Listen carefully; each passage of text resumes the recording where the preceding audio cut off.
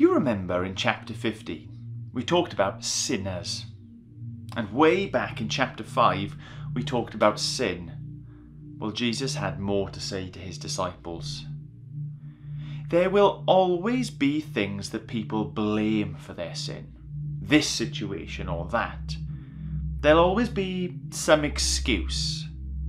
But a person who makes another person sin, well, they'd better watch out. That kind of person would be better off at the bottom of the sea. So be careful that's not you. If you see someone who is trying to follow me and you see them sin, tell them. And if they say they're sorry, then make sure that you let them know that they are forgiven. In fact, every time they're sorry and they really mean it, keep on forgiving them, no matter how many times they mess up.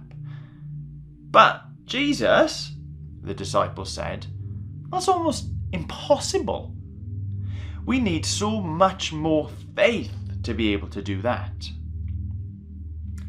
If you had faith that was like the tiniest, weeniest seed, then that'd be enough to tell a whole tree to get up and plant itself in the sea, and it would do as it said. This kind of thing is just what you're supposed to do. You're serving God, you're working for Him. And when you've done what you should do, make sure people know you're doing it because you love God and that you want to serve Him. After this, Jesus and his mates carried on their super long walk to Jerusalem. While they were walking, they heard some random voices shouting, "Jesus, help us! Jesus!" They looked around and there was no one there. Maybe they needed a nap. Hearing voices is never a good sign, but then they realised that if they squinted into the distance, they could just about make out some people just standing there. There were 10 of them altogether, just standing there, shouting at Jesus. Odd, right?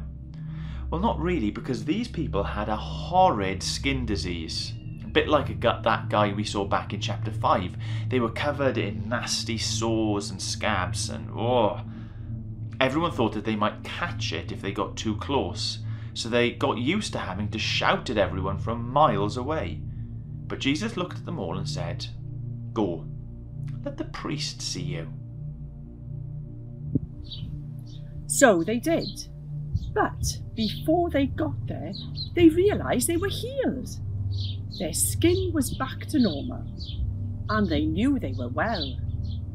One of them, a Samaritan, was so amazed and thankful that he couldn't resist going back to find Jesus. When he did, he couldn't thank him enough. He was on his knees in front of Jesus, shouting, "Thank you, thank you, thank you, thank you." He hadn't quite realised yet that he didn't have to shout anymore. He was right there with Jesus. But then Jesus said, "There were 10 of you earlier and you were all healed. So how come you're the only one who came back? You're a Samaritan, but you came back to thank me. You can go now.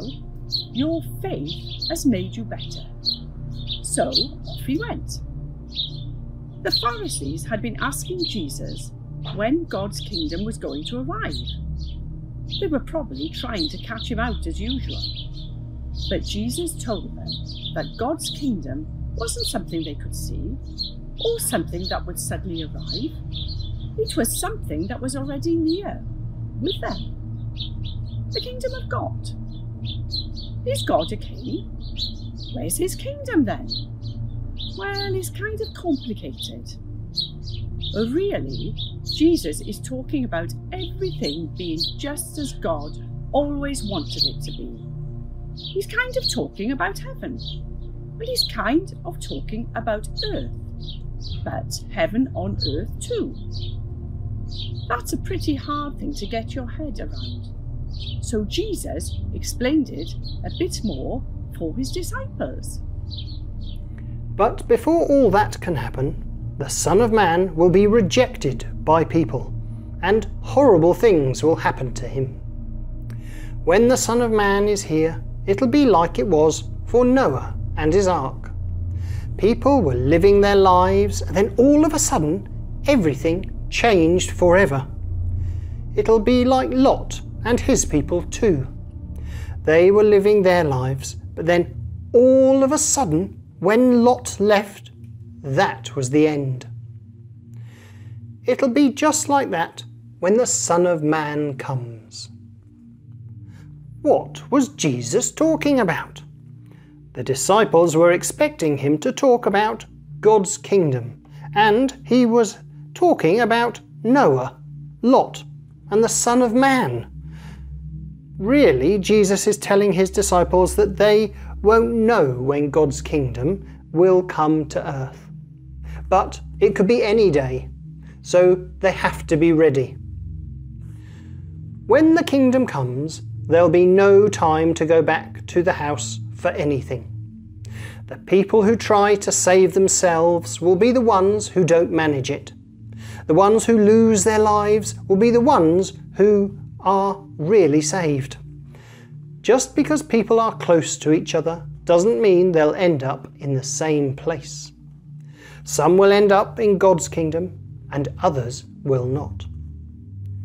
But how will we know when it's going to happen? The disciples asked Jesus, their knees knocking together. When everything's ready, all the signs will make sense. Phew, I'm glad it'll all make sense in the end. There's so much to get your head around, right?